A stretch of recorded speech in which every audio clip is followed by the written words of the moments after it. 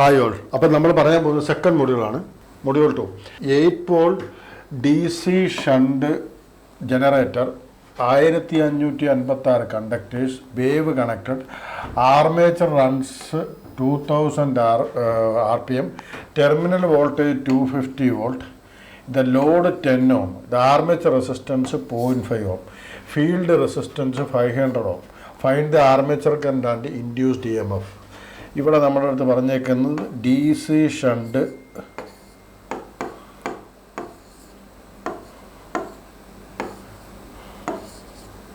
Okay അല്ലേ. ഇവിടെ RF ഉണ്ട്. അപ്പോൾ നമ്മൾ ഓരോന്നായിട്ട് പറയുകയാണെങ്കിൽ നമ്മുടെ ഈ പറഞ്ഞു വന്ന NS കറങ്ങുന്നത് പ്രൈമോർ ഉണ്ട്, ജനറേറ്ററാണ്. അതുകൊണ്ട് ഇത് എത്രയിലാണ്? 2000 RPM. ടെർമിനൽ വോൾട്ടേജ് എത്രയെന്ന് പറഞ്ഞിട്ടുണ്ട്? 250. Load 10 ohm. അപ്പോൾ ഇവിടുന്ന് വരുന്ന കറണ്ട് നമുക്ക് ഇപ്പോഴേ പറയാൻ 25 ആംപിയർ, ശരിയല്ലേ? ആർമേച്ചർ റെസിസ്റ്റൻസ് അവർ പറഞ്ഞിട്ടുണ്ട് 0.5 ohm. അപ്പോൾ അതിൽ നിന്ന് നമുക്ക് എന്ത് പറയാം? ഈ പറയുന്ന ഫീൽഡ് കറണ്ടോട് ഒന്ന് കണ്ടുപിടിച്ച് കളയാം. ഇവിടെ 250 വോൾട്ടാണ്. RF എത്ര തന്നിട്ടുണ്ട്? RF ഫീൽഡ് 500 ഇതാണ്. അപ്പോൾ 0.5 കിട്ടി. കാരണം 500 ohm 250 വോൾട്ട് ഇവിടെ. അപ്പോൾ ഇത് 0.5 ആംപിയറിന് കിട്ടി. അപ്പോൾ നമുക്ക് ഇങ്ങോട്ടുള്ള കറണ്ട് എത്ര പറയാം? 25.5 ആംപിയർ. ഓക്കെ അല്ലേ? അപ്പോൾ ഈ പറഞ്ഞ 250 പ്ലസ് 25.5 ഇൻറ്റു ഈ പറഞ്ഞ 0.5 ഇവിടെ. അപ്പോൾ എത്ര കിട്ടും?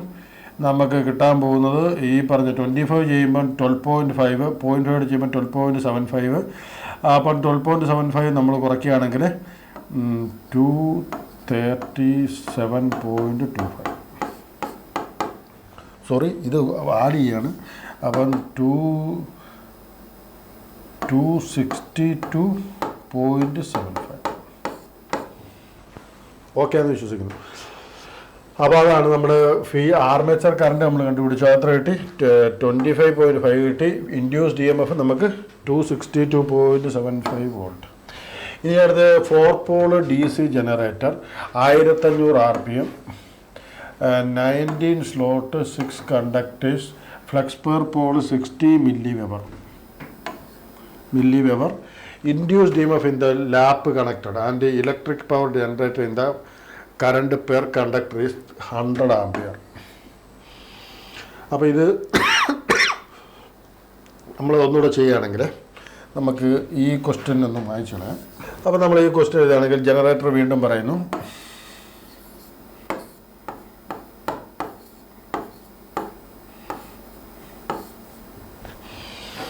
(1500 RPM, 6 ലോട്ടേഴ്സ്, ഈ പറഞ്ഞ determine the induced EMF. Induced EMFന് നമ്മൾ പറയുകയാണെങ്കിൽ EG is equal to 5ZN/60 into P/A. അപ്പോൾ ഫൈയുടെ വാല്യൂ എത്ര കിട്ടി? ഫൈയുടെ വാല്യൂ നമുക്ക് 60 milliweber, 10⁻³ ഇൻറ്റു Z എന്ന് പറഞ്ഞ വാല്യൂ എത്ര കിട്ടി? Z എന്ന് പറഞ്ഞ വാല്യൂ 90 into 6 കിട്ടി. ഈ പറഞ്ഞു വന്ന എന്നിൻ്റെ വാല്യൂ എത്ര എന്ന് പറഞ്ഞിട്ടുണ്ട്? 1500 RPM വേണ്ട, 1500 ഡിവൈഡർ ബൈ 60 ഇൻറ്റു ഇത് ഏതാണ്? ലാപ്പ് വൈൻഡഡാണ്, അതുകൊണ്ട് P/A പോയി. അപ്പോൾ ഇതായിരിക്കും വാല്യൂ വരുന്നത്. ഇവിടെ നിന്ന് 60യും 60യുടെ വെട്ടിപ്പോയി. ഇവിടെ നമുക്ക് 10⁻³ ഈ 90യുടെ 0യുടെ പോയി. അപ്പോൾ 9 into 6 into 15 വന്നു. അതെത്ര കിട്ടി? നമുക്ക് കിട്ടുന്നത് 9 into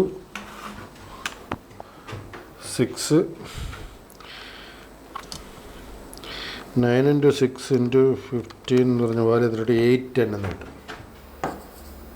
810 വോൾട്ട് കിട്ടും EG. ഓക്കെ അല്ലേ? അവിടെ നമ്മൾ പറയുന്നത് electric power developed if the current per the conductor is 100 ampere. Developed ചോദിക്കുമ്പോൾ ഇവിടെ തന്നെ ഉള്ളതാണ്. ഇവിടെ EG ഉണ്ടായി. ഒരു കണ്ടക്ടറിൻ്റെ അകത്ത് ശരിക്കും പറഞ്ഞാൽ നമ്മൾ എത്ര എന്ന് പറഞ്ഞാൽ 100 ആംപിയർ. ഇത് ലാപ്പ് വൈൻഡിലാന്ന് പറഞ്ഞിട്ടുണ്ട്. ലാപ്പ് പോയിന്റിലാകുമ്പോൾ 4 പോളോട് ആയതുകൊണ്ട് ക്ലിയർ ആണെന്ന് വിശ്വസിക്കുന്നു. ലാപ്പ് പോയിന്റിലാണ് ഈ കേസ്. 4 പോളോട് ആയതുകൊണ്ട് 4 പോൾ വരുന്നുണ്ട്. ഒരു കണ്ടക്ടർ കൂടെ 100 ആണെങ്കിൽ നമുക്ക് എത്ര പാരൽ പാത്തുണ്ട്? 4 പാരൽ പാത്ത് വരുന്നുണ്ട്. അതുകൊണ്ട് 400 വരുന്നുണ്ട്.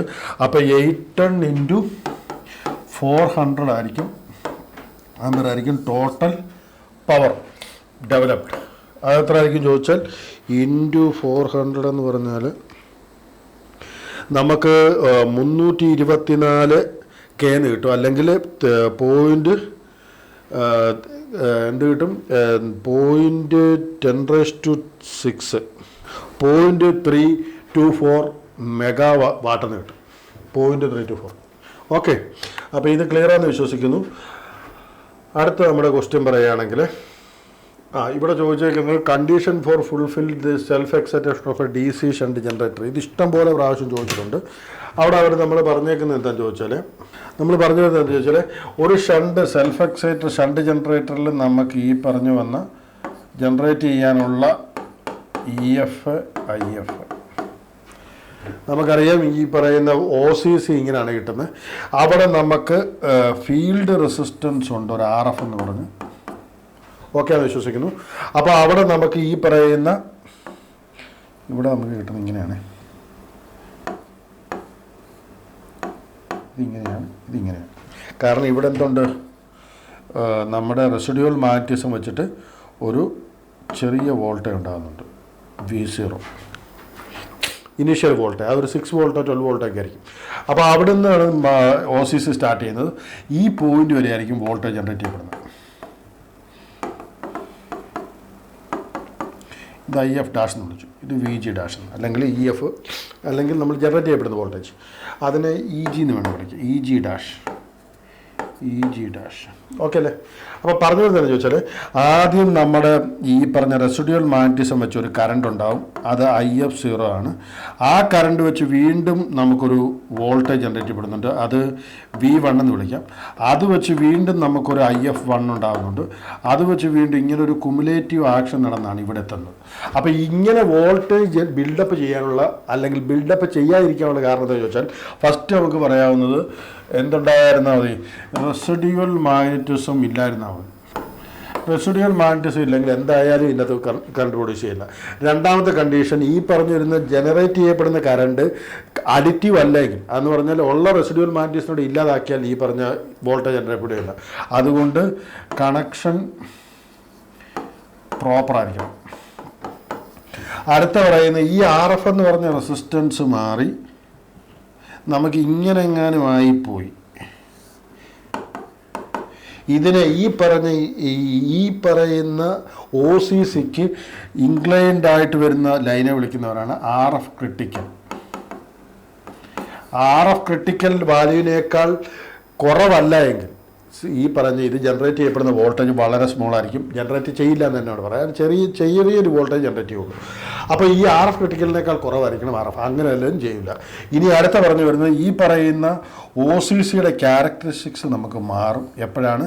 സ്പീഡ് കൂടും തോറും. അപ്പോൾ സ്പീഡ് കുറയും തോറും എന്ത് ചെയ്യുന്നുണ്ട്? വീണ്ടും മാറുന്നുണ്ട്. അപ്പം വീണ്ടും സ്പീഡ് ഇതാണ്. ശരിക്കും പറഞ്ഞാൽ നമുക്ക് ഇങ്ങനെ വരയ്ക്കാം. നമ്മുടെ ലൈൻ ഇങ്ങനെ ഉണ്ട്. ഇതിൻ്റെ ലൈനിൽ തന്നെ ഇങ്ങനെ ഒരു ലൈൻ പോകുന്നുണ്ട്, ഒരു സ്പീഡ്. അതിനെ ക്രിട്ടിക്കൽ സ്പീഡ് എന്ന് പറയും. ആ എന്നിൻ്റെ വാല്യൂ ഗ്രേറ്റർ ദാൻ NC അല്ലെങ്കിൽ ഈ പറയുന്ന വോൾട്ടേജ് ജനറേറ്റ് ഇല്ല. അപ്പോൾ 4 കണ്ടീഷൻ പറഞ്ഞു. ഒന്ന് ഈ കാര്യങ്ങളിൽ ഓർത്തിരിക്കുന്നത് ഇത് തന്നെയാണ്. What are the condition to be self excitation of DC shunt generator? OCC generator and explain the possible cause of failure in the buildup voltage. അടുത്ത necessary condition for buildup the DC shunt generator. Advantage separately excited. ഇത് വേറെ ക്വസ്റ്റനാണ്. Advantage and disadvantage of separately excited. Critical resistance എന്താ ചോദിച്ചിട്ടുണ്ട്. ഇപ്പോൾ പറഞ്ഞ കാര്യം തന്നെയാണ്. Necessary condition for buildup in DC shunt generator. Critical resistance in DC shunt generator. ഈ പറയുന്നത് 4 വർഷത്തിൽ തന്നെ നിങ്ങൾ നോക്കിയാൽ ഒരു 8 തവണ അല്ലെങ്കിൽ 6 തവണ ചോദിച്ചിട്ടുണ്ട്. അപ്പോൾ അത് എന്തായാലും ഉള്ള ക്വസ്റ്റനാണ്. ഓർത്തേക്ക് ഈ പടം വരയ്ക്കുന്ന കാര്യം ഓർക്കുക. ഈ 4 കണ്ടീഷൻസ് എഴുതി വെക്കുക. എന്തൊക്കെയാണ്? ഒന്ന്, റെസിഡ്യൂവൽ മാഗ്നറ്റിസം ഉണ്ടാകണം. രണ്ടാമത് പ്രോപ്പർ കണക്ഷൻ ആയിരിക്കണം. മൂന്നാമത് R-ൻ്റെ value less than RF critical ആയിരിക്കണം. N-ൻ്റെ വാല്യൂ ഗ്രേറ്റർ ദാൻ ക്രിട്ടിക്കൽ ആയിരിക്കണം. ഇത്രയും കാര്യങ്ങൾ ഓർത്തിരിക്കുക. ഓക്കെ അല്ലേ? അടുത്ത് പറയുന്നത് എന്താ വെച്ചാൽ, what is the purpose providing compensating winding the DC machine in the part of machine are compensating winding embedded. നമുക്ക് ഈ പറഞ്ഞ അതേപോലെ സെയിം ക്വസ്റ്റ്യൻ വീണ്ടും പരീക്ഷയ്ക്ക് ചോദിച്ചിട്ടുണ്ട് 4 മാർക്കായിട്ട്. അപ്പോൾ അത് പടം വരയ്ക്കുമ്പോൾ നമുക്ക് ഇങ്ങനെ വരയ്ക്കാം. ഇങ്ങനെയാണ് നമ്മൾ ഫീൽഡ് കാണിക്കാറ്. ആ ഫീൽഡിൻ്റെ അവിടെ തന്നെയാണ് ശരിക്കും പറഞ്ഞാൽ എന്ത് ചെയ്യുന്നത്, കോമ്പൻസേറ്റിംഗ് വൈൻഡിങ്ങിനെ വെക്കാറ്. ഇതെന്തിനു വേണ്ടിയാണെന്ന് ചോദിച്ചാൽ നമ്മുടെ ക്യൂ ആക്സസിൽ ആർമേച്ചർ റിയാക്ഷൻ്റെ എഫക്റ്റ് നള്ളിഫൈ ചെയ്യാൻ ഇൻട്രപോളുണ്ട്. പക്ഷേ നമ്മുടെ പോൾ ഷൂവിൻ്റെ അണ്ടറിൽ ആർമേച്ചർ റിയാക്ഷൻ നള്ളിഫൈ ചെയ്യാൻ വേണ്ടിയാണ് ആരെ കൊണ്ടുവരുന്നത്, കോമ്പൻസേറ്റിംഗ് വൈൻഡിങ് കൊണ്ടുവരുന്നത്. നമ്മൾ ഇതിൻ്റെ ഡെഫിനേഷനും കാര്യങ്ങളൊക്കെ നിങ്ങൾ കുറച്ചുകൂടെ പോയി നോക്കുക. അപ്പോൾ അത് ക്ലിയർ ആയിട്ട് കിട്ടിക്കോളും. ഓക്കെ അല്ലേ? ഇത് മറന്നു പോകാതെ ഈ ക്വസ്റ്റ്യൻ. അടുത്ത് പറയുന്നത് explain the armature reaction of a DC shunt generator. What are the effects? Expression of cross-magnetizing and demagnetizing effect, and the effect of armature reaction operation in the machine, and remedial measures to counter the effect of armature reaction. Explain the need process of the computation of the. ഇത് നിങ്ങൾക്ക് വേണമെങ്കിൽ പഠിക്കാം. ഞാനത് ആ പടം നിങ്ങൾക്ക് കണ്ടേച്ച് പഠിക്കാവുന്നേ ഉള്ളൂ. പക്ഷേ ഇത് ഞാൻ പറയുന്നത് you don't need to study. ഇതെന്തുകൊണ്ടാണ് ഞാനിങ്ങനെ പറയുന്നറിയോ, നമ്മുടെ ഈ പരീക്ഷ അടുത്തിരിക്കുന്ന സമയത്ത് നിങ്ങൾ പഠിച്ചിട്ടില്ല എങ്കിൽ ലീവ് ദാറ്റ് പോർഷൻ. അതെന്താ കാരണം ചോദിച്ചാൽ പ്രോപ്പറായിട്ട് ആ പറയുന്ന ആർമേച്ചർ റിയാക്ഷൻ എന്താണെന്നൊക്കെ ഒന്ന് മനസ്സിലാക്കി വരണമെങ്കിൽ you come to our GATE classes. നമുക്ക് അവിടെ വെച്ച് പഠിച്ചു കളയാം. പക്ഷേ ഈ ഇരുട്ടിയ സമയത്ത് നമുക്ക് എന്തായാലും ഇതിപ്പോൾ പഠിക്കേണ്ട. നമുക്ക് ബാക്കിയുള്ള ക്വസ്റ്റ്യൻസ് പ്രോബ്ലം എല്ലാം ചെയ്യുന്നുണ്ട്. നമുക്ക് DC മെഷീനെ കുറിച്ച് എനിക്കറിയണം, ആർമേച്ചർ റിയാക്ഷൻ വ്യക്തമായിട്ട് അറിയണമെങ്കിൽ come to our GATE classes, we can study that. പക്ഷേ ഇപ്പോൾ നമുക്ക് എന്ത് ചെയ്യാം, ഈ പറഞ്ഞു വന്ന ഇതങ്ങ് ലീവ് ചെയ്യാം. കാരണം ഈ പറയുന്ന ഇതിൻ്റെ അകത്തൊരു വലിയ പടം വരുന്നുണ്ട്, അതിൻ്റെ ഇക്വേഷൻ വരുന്നുണ്ട്. What is the armature reaction എന്ന് ചോദിച്ചാൽ അതൊരു പഠിക്കാൻ തന്നെയുണ്ട്. ക്രോസ് മാഗ്നറ്റൈസിങ് ആണ്, പക്ഷേ അവിടെ ഡീമാഗ്നറ്റൈസിങ് എഫക്റ്റ് ഉണ്ടാകുന്നുണ്ട്. ഇങ്ങനെയുള്ള കഥകൾ ഇഷ്ടംപോലുണ്ട്. അത് എങ്ങനെ റെമഡി ചെയ്യാം, അതിൻ്റെ ഇക്വേഷൻ എന്താണ്, ഇങ്ങനെ പല കാര്യങ്ങൾ വരുന്നുണ്ട്. We can leave that. Around 14 മാർക്കിൻ്റെ ക്വസ്റ്റ്യനാണ്. പക്ഷേ ഞാൻ പറയുന്നത് ഇതിൻ്റെ ഓപ്പോസിറ്റായിട്ട് വരുന്ന ക്വസ്റ്റ്യൻസ് ഇത് എഴുതാനും വരയ്ക്കാനും ഒക്കെ ഇഷ്ടം പോലെ ഉണ്ട്. കഴിഞ്ഞ ക്ലാസ്സിൽ നമ്മൾ ഫസ്റ്റ് മൊഡ്യൂളിൻ്റെ കേസ് എന്ത് പറഞ്ഞു, നമ്മൾ ഫസ്റ്റ് മൊഡ്യൂളിൽ ആ പറഞ്ഞ നമ്മുടെ വൈൻഡിങ്ങിൻ്റെ പടം യഥാർത്ഥത്തിൽ പറഞ്ഞാൽ അത് ഇറലവൻ്റ് ആണെന്ന് പറയുള്ളൂ. അതേപോലെ ഇത് പക്ഷേ റിലവൻ്റ് ആയിട്ടുള്ള പോർഷനാണ്. പക്ഷേ now you don't need to study. കാരണം ഈ ഒരു പരീക്ഷയ്ക്ക് വേണ്ടി ഇത് പഠിക്കുന്നതിൽ അത്ര ഇതില്ല. ഓക്കെ, അപ്പോൾ എനിവേ നമുക്ക് മുന്നോട്ട് പോകാം. ഈ പറയുന്ന ഒരു ക്വസ്റ്റ്യൻ ഞാൻ വിടുന്നുണ്ട്. Commutation of DC machine you can study that. അത് നിങ്ങൾ പോയി പഠിച്ചാൽ മതിയോ. അടുത്ത ഈ പറഞ്ഞു തന്ന ഒരു പ്രോബ്ലമാണ്, നമുക്കതൊന്ന് ചെയ്യാൻ നോക്കാം. Separately except DC generator running at 1000 RPM, 20 ampere, 230 volt resistive load. If the load resistance remain constant, what will be the load current if the speed is reduced to 800 RPM? If the armature resistance is 0.5, field current is unaltered. Okay, assume the voltage drop is 1 volt in brush, ignore the armature reaction effect. അപ്പോൾ നമ്മൾ ആദ്യം ഒന്ന് പടം വരച്ചാൽ ഇങ്ങനെ വരച്ചു. എന്താണ് നമ്മുടെ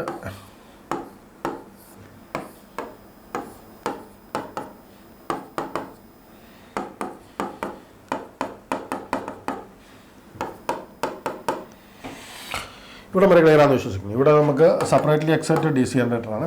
അവിടെ നമുക്കറിയാം 20 ആമ്പറും 230 വോൾട്ടുമാണ്. ഇവിടെ നമ്മുടെ 230 വോൾട്ട് പറഞ്ഞിട്ടുണ്ടെങ്കിൽ ഇവിടെയാണ്, 20 ആമ്പർ ഇവിടെയാണ്.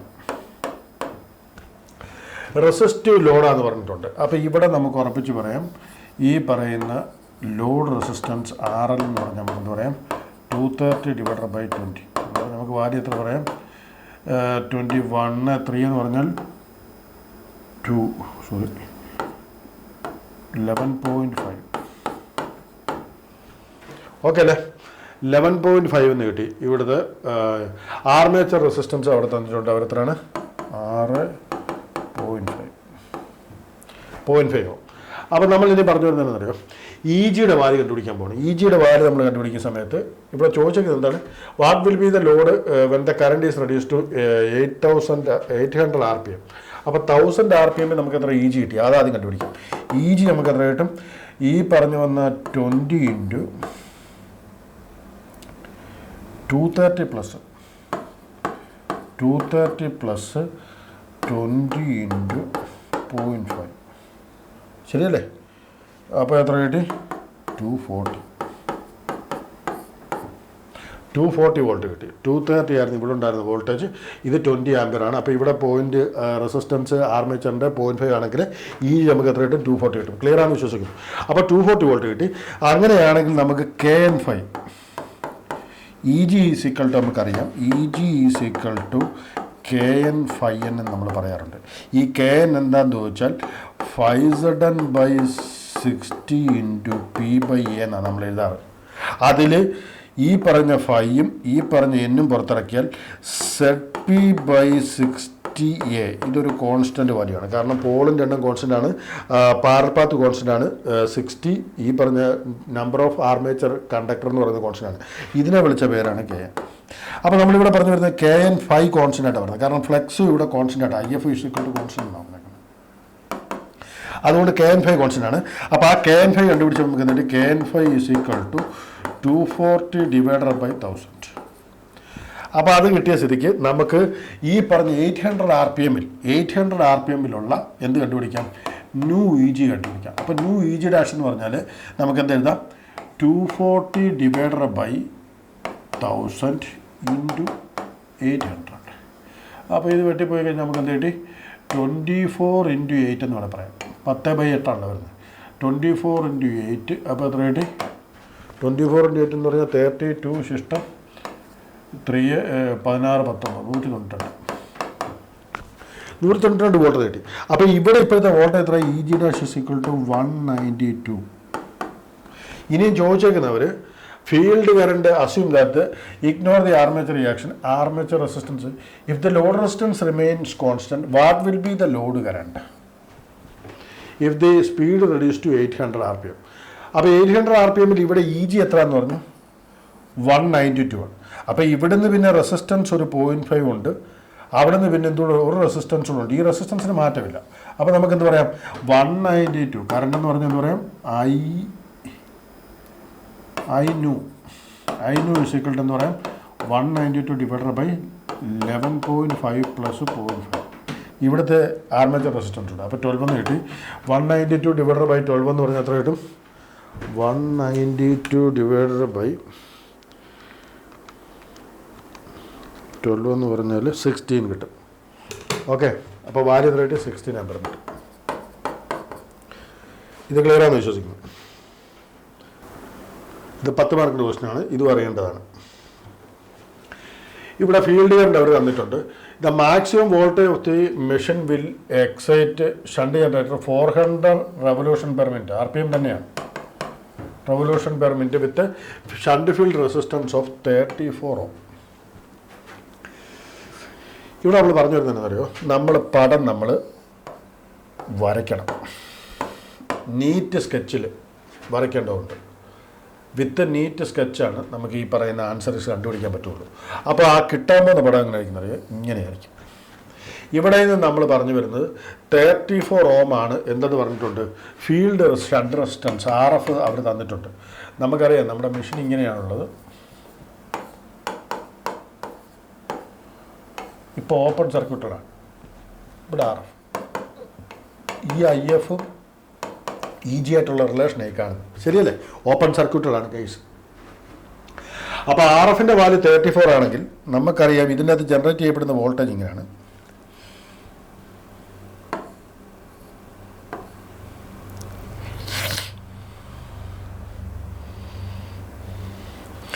നമ്മുടെ വോൾട്ടേജ് ഇങ്ങനെയാണ് ജനറേറ്റ് ചെയ്യപ്പെടുന്നത്. ഇത് 34 Ohm ആണ്.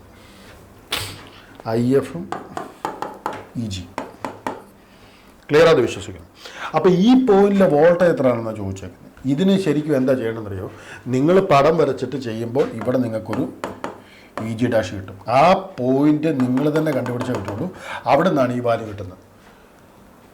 ഓക്കെ അല്ലേ? ആ പോയിന്റ് നിങ്ങൾക്ക് അപ്പോൾ ആ പറയുന്ന സമയത്തുള്ള കറണ്ടും കിട്ടും. അത് IF ഡാഷ് എന്ന് വിളിക്കുക, അല്ലെങ്കിൽ IF ഡാഷ് എന്ന് വിളിക്കുക. അടുത്ത പറയുന്നത് additional resistance to be inserted shunt field circuit to reduce the open circuit voltage 220 volt.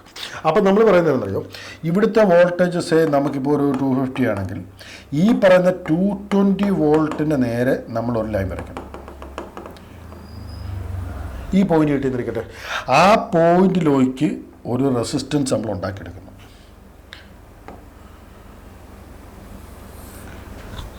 അപ്പോൾ ഈ റെസിസ്റ്റൻസിൻ്റെ വാല്യൂ നിങ്ങൾക്ക് കിട്ടും. ഇപ്പോൾ ഉദാഹരണം പറഞ്ഞാൽ 34 പ്ലസ് ഒരു R ഡാഷ് ഉണ്ട്. ഈ R ഡാഷിൻ്റെ വാല്യൂ ആണ് അഡീഷണൽ റെസിസ്റ്റൻസ് കണ്ടുപിടിക്കാൻ പറഞ്ഞത്. കാരണം ഇതിൻ്റെ വാല്യൂ നിങ്ങൾ കണ്ടുപിടിക്കണമെങ്കിൽ റെസിസ്റ്റൻസിൻ്റെ വാല്യൂ നിങ്ങൾക്ക് ഈ ഒരു ലൈൻ കിട്ടിയിട്ടുണ്ടെങ്കിൽ അതിൽ നിന്ന് നിങ്ങൾക്ക് എന്ത് കണ്ടുപിടിക്കാം? ഈ പറയുന്ന ഒരു പോയിന്റ് എടുത്തിട്ട് ആ പോയിന്റിലെ വോൾട്ടേജും ആ പറയുന്ന ഇവിടുത്തെ കറണ്ട് ഇത് IF ഡബിൾ ഡാഷും ഇത് V ഡബിൾ ഡാഷും ആയിട്ട് എടുത്തു. V double dash I double dash എടുക്കുമ്പോൾ തന്നെ നമുക്ക് ആ റെസിസ്റ്റൻസിൻ്റെ വാല്യൂ കിട്ടും. കാരണം കോൺസ്റ്റൻ്റ് ആണ്, ഒരു ഈ പറഞ്ഞ സ്ട്രൈറ്റ് ലൈനാണ്, ശരിയല്ലേ? അപ്പോൾ അവിടെ നമുക്ക് എന്ത് കിട്ടി? ആ റെസിസ്റ്റൻസിൻ്റെ വാല്യൂ കിട്ടി. അത് 34 എത്ര ആഡ് ചെയ്തിട്ടുണ്ടെന്നുള്ളതാണ്. ക്ലിയർ ആണ് പറഞ്ഞത്. ഇനി അടുത്ത് പറയുന്നത് critical value of the shunt field circuit resistance. Critical value of the shunt field resistance എന്ന് പറഞ്ഞിട്ടുണ്ടെങ്കിൽ അത് കണ്ടുപിടിക്കണമെന്നുണ്ടെങ്കിൽ ഈ പറഞ്ഞു വന്ന ഇതിനെ ഈ പറഞ്ഞ ലീനിയർ പാർട്ടുമായിട്ട് നേരെ വരുന്ന ഒരു ലൈൻ ഉണ്ടാവും. അതാണ് RF ട്രിപ്പിൾ ഡാഷ്. ആ വാല്യൂ കണ്ടുപിടിക്കണം. ഏത് ലൈനുമായിട്ട്? നമ്മുടെ OCCയുമായിട്ട് പാരലി വരുന്ന ഒരു ലൈൻ ഉണ്ടാവും. അതാണ് RF ട്രിപ്പിൾ ഡാഷ്. അവിടെ നിന്ന് നമുക്ക് എന്ത് കിട്ടും? ഷണ്ട് ഫീൽഡ് സർക്യൂട്ട് റെസിസ്റ്റൻസ് കിട്ടും. ഏത്? ക്രിട്ടിക്കൽ. ഇതും ക്ലിയറാണെന്ന് വിശ്വസിക്കുന്നു. ഇനിയും critical speed when the field circuit resistance is 34 ആയിരിക്കുമ്പം നമുക്ക് കിട്ടുന്ന വാല്യൂ നമ്മുടെ ഈ പറഞ്ഞ പടം എങ്ങനെയാവുന്ന പറയുന്നത് ഈ 34ന് നേരെ എങ്ങനെ ഉണ്ടാക്കും? ഇങ്ങനെ വന്ന് ഇങ്ങനാവും. ആ സമയത്തുള്ള ഇതിൻ്റെ സ്പീഡ് ഇപ്പോൾ നമ്മൾ ആദ്യം പറഞ്ഞ സ്പീഡ് എത്രയായിരുന്നു? ഇതിൻ്റെ ഇവിടെ പറഞ്ഞിരിക്കുന്ന 400 RPM ആണെങ്കിൽ ഇവിടെ 400 RPM ആണെങ്കിൽ ഈ പടം നേരെ താഴോട്ട് വന്ന് ഇതിന് നേരെ ആകുന്ന ആ സ്പീഡ് എത്രയാണെന്നാണ് ചോദിച്ചത്. We need to find. Clear അല്ലേ? അപ്പോൾ ആ സമയത്ത് നമ്മൾ ചെയ്യുന്നതെന്ന് ചോദിച്ചാൽ ഈ പറഞ്ഞു വന്ന ഇതിനെ താഴോട്ട് നമ്മൾ കൊണ്ടുവരുന്നതാണ്. അപ്പോൾ നമുക്കറിയാവുന്ന ഒരു കാര്യമുണ്ട്. എന്താണ്? ഈ പറയുന്ന സ്പീഡ് എത്ര കിട്ടും, അല്ലെങ്കിൽ ഏത് സ്പീഡിലായിരിക്കും ഈ ലൈനുമായിട്ട് മുട്ടുന്നത്. അപ്പോൾ നമ്മൾ ആ പറഞ്ഞ് എന്ത് ചെയ്തു? ഇത് പടം വരച്ചതിന് ശേഷം ഇതിൻ്റെ സ്പീഡ് അല്ലെങ്കിൽ ഈ പറഞ്ഞ ഈ ക്യാരക്ടറിസ്റ്റിക്സ് വെച്ചിട്ട് ഇതിൻ്റെ സ്പീഡ് നമ്മൾ കണ്ടുപിടിക്കാൻ നോക്കണം. കാരണം ഈ സ്ട്രെയിറ്റ് ലൈൻ എന്തായേ പറ്റുള്ളൂ? ഈ പറഞ്ഞ ഇത് ആയേ പറ്റുള്ളൂ, ശരിയല്ലേ? അപ്പോൾ അവിടെ നമുക്ക് എന്ത് കണ്ടുപിടിക്കാൻ പറ്റും? നമ്മുടെ ഈ പറഞ്ഞ ഒരു പോയിന്റ് അല്ലെങ്കിൽ IF ഡാഷിലുള്ള ഈ വാല്യൂ കണ്ടുപിടിക്കുന്നു, ഏതെങ്കിലും ഒരു വാല്യൂ കണ്ടുപിടിക്കുന്നു. അവിടെ നമുക്ക് എന്ത് കണ്ടുപിടിക്കാൻ പറ്റും? സ്പീഡ് കണ്ടുപിടിക്കാൻ പറ്റും. ഇതും ക്ലിയറാണെന്ന് വിശ്വസിക്കുന്നു. അപ്പോൾ ഈ പറഞ്ഞ ക്വസ്റ്റ്യൻ വന്നാൽ 10 മാർക്കിന് ക്വസ്റ്റ്യനാണ്. ഈ പടം പ്രോപ്പറായിട്ട് വരയ്ക്കുക, പറ്റുമെങ്കിൽ ഇതെല്ലാം കൃത്യമായിട്ട് പറഞ്ഞു കൊടുക്കുകയും ചെയ്യാം. മനസ്സിലായെന്ന് വിശ്വസിക്കുന്നു. ഓക്കെ അല്ലേ? അടുത്ത ഒരു പ്രോബ്ലമാണ്. 4-pole 1200 RPM short compound motor generator.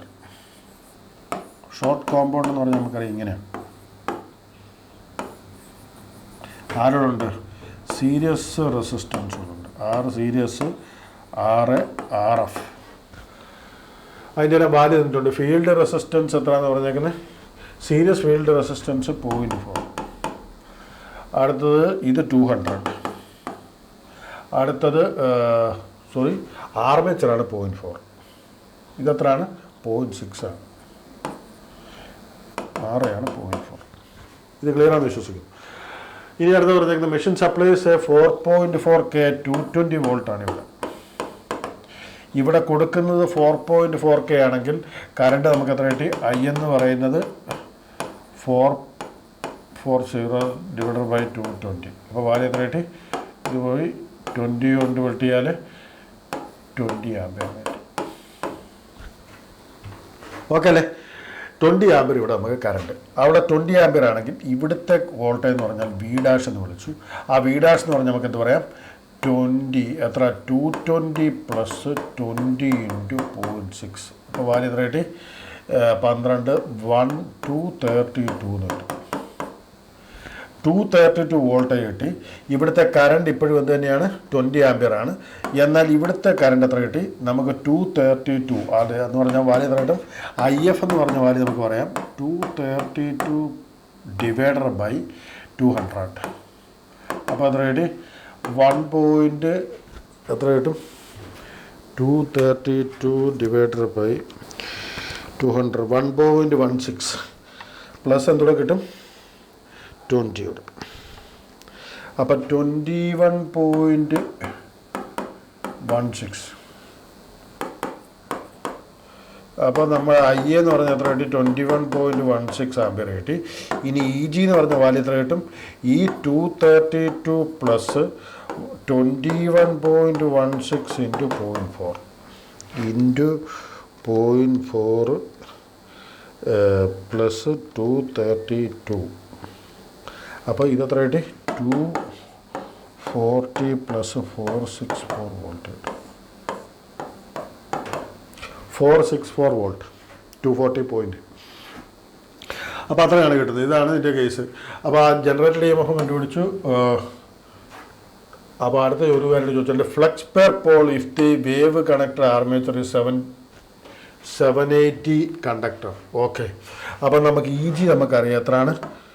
240 ആണ്. അത് 5Zn/60 ഇൻറ്റു P/A എന്നാണ്. ശരിയല്ലേ? അപ്പോൾ ഇവിടെ നിന്ന് നമ്മളെ അടുത്ത് ചോദിച്ചേക്കുന്ന ഫ്ലക്സ് എത്രയാണെന്ന് ചോദിച്ചേക്കുന്നത്. അപ്പോൾ ഈ കിട്ടിയേക്കുന്ന നമ്മുടെ 240 ഇൻറ്റു എന്ത് ചെയ്യണം?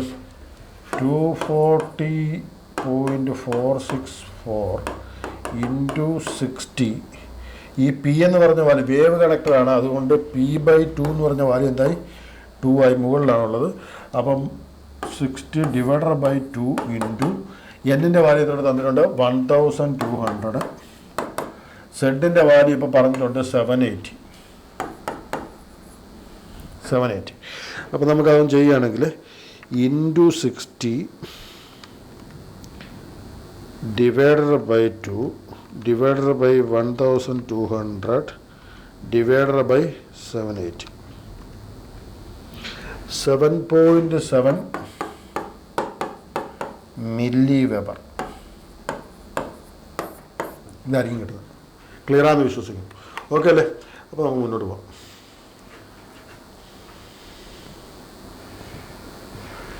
Shunt compound generator, long shunt compound generator. അപ്പോൾ നമുക്കതൊന്ന് വരയ്ക്കുകയാണെങ്കിൽ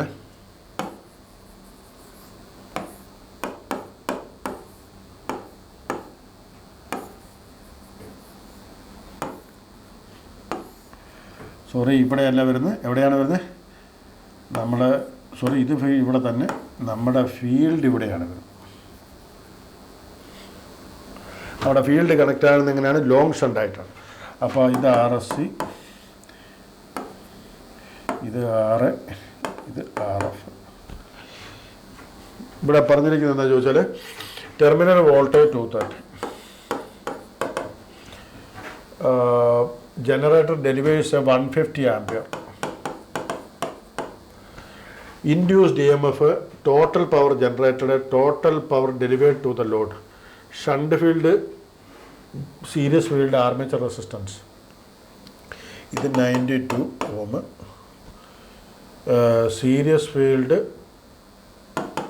0.015. R എത്രയാണ്? 0.032. ഓക്കെ. അപ്പോൾ ഇവിടെ നമുക്ക് എന്ത് പറയാം? ആദ്യം നമുക്ക് ചെയ്യാവുന്നൊരു കാര്യം എന്ന് ചോദിച്ചാൽ IF ആദ്യം കണ്ടുപിടിച്ച് കളയാം. IF നമുക്ക് എന്ത് ചെയ്യാം? IF എന്ന് പറഞ്ഞ വാല്യൂ 230 ഡിവൈഡഡ് ബൈ 92. നമുക്ക് എത്ര കിട്ടും ചോദിച്ചാൽ 230 ഡിവൈഡഡ് ബൈ 92 എന്ന് പറഞ്ഞാൽ 2.5 കിട്ടി. 2.5 ആംപിയർ. അതേപോലെ നമുക്ക് പറയുകയാണെങ്കിൽ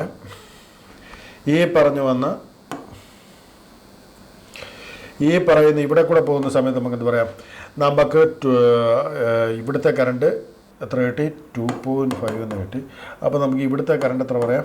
152.5 ആംപിയർ. ഓക്കെ അല്ലേ? അപ്പോൾ IA എന്ന് പറഞ്ഞാൽ നമുക്ക് പറയാം 152.5. ഓക്കെ അല്ലേ? അപ്പോൾ നമുക്ക് ഈ പറഞ്ഞ RAയും RSയുടെ മൾട്ടിപ്ലൈ ആഡ് ചെയ്താൽ ഇൻറ്റു RAയുടെ വാല്യൂ എത്രയാണെന്ന് പറഞ്ഞേക്കുന്നത്? 0.015 പ്ലസ് 0.032 7.16 കിട്ടും. പ്ലസ് 230 എന്ന് പറഞ്ഞ വാല്യൂ എത്ര കിട്ടി? EG എത്ര കിട്ടി? 237.1675 കിട്ടും. അപ്പോൾ നമുക്കെന്ത് കിട്ടി? നമ്മുടെ EG കിട്ടി. അതിനുശേഷം total power generated EG into 152 point. ശരിയല്ലേ? 150 to 0.5 അത് എത്ര കിട്ടും? പവർ ജനറേറ്ററാണ്, അത് 36168 എന്ന് കിട്ടി വാട്ട്. അടുത്ത power deliver to the load, അത് ഓൾറെഡി ഇവിടെ തന്നിട്ടുണ്ട് 230 150. എത്ര കിട്ടി? 230 × 150 ഡെലിവറിങ് അല്ലെങ്കിൽ ലോഡ് പവർ എന്ന് പറഞ്ഞാൽ എത്രയും 34500 watt. 3455 power deliver to the load. Clear അല്ലേ? ഇൻഡ്യൂസ് ജൈവഹം കണ്ടുപിടിച്ചു. ക്ലിയറാണെന്ന് വിശ്വസിക്കുന്നു. ഓക്കെ, അപ്പോൾ ഇത്രയാണ് മെയിനായിട്ട് ക്വസ്റ്റ്യൻ വരുന്നത്. അപ്പോൾ ഒരു കാര്യം സെക്കൻഡ് മൊഡ്യൂളിൽ ഓർത്തോളുക, പ്രോബ്ലം വന്നാൽ നിങ്ങൾ പ്രോബ്ലം തന്നെ കൃത്യമായിട്ട് പടം വരച്ചിട്ട് ചെയ്യാൻ നോക്കുക. പിന്നെ അവർ കൃത്യമായിട്ട് ചോദിക്കുന്നത് നമ്മുടെ ആർമേച്ചർ റിയാക്ഷൻ ചോദിച്ചാൽ മാത്രം നമ്മളൊന്ന് ചെറുതായിട്ട് കണ്ണടച്ചേക്കുക, അതിന് ഓപ്ഷൻ കണ്ടെത്തിയേക്കുക. ഈ പറഞ്ഞു വന്ന നമ്മുടെ കമ്മ്യൂട്ടേഷൻ വരയ്ക്കാൻ എളുപ്പമാണ്, കമ്മ്യൂട്ടേഷൻ സർക്യൂട്ടിൻ്റെ ഇത് വരയ്ക്കാൻ എളുപ്പമാണ്. പക്ഷേ അത് ടൈം എടുക്കുന്നതുകൊണ്ടാണ് അതും ചെയ്യേണ്ട. പ്രോബ്ലം ചെയ്തോളാൻ പറഞ്ഞ് പ്രോബ്ലം ചെയ്യുക. പിന്നെ ഒരു കാര്യം ഓർത്തെടുക്കുക, സെൽഫ് എക്സൈറ്റഡ് ആയിട്ടുള്ള ഇതിൽ വോൾട്ടേജ് ബിൽഡപ്പിന് വേണ്ട കണ്ടീഷൻസ് കൃത്യമായിട്ട് ഓർത്തിരിക്കുക. പിന്നെ കോമ്പൻസേറ്റീവ് വൈൻഡിങ് എന്താ യൂസ് ചെയ്യുന്ന ഓർത്തിരിക്കുക. ഓക്കെ, ബാക്കി നമുക്ക് മോട്ടറോട് ഒന്ന് പറയാം.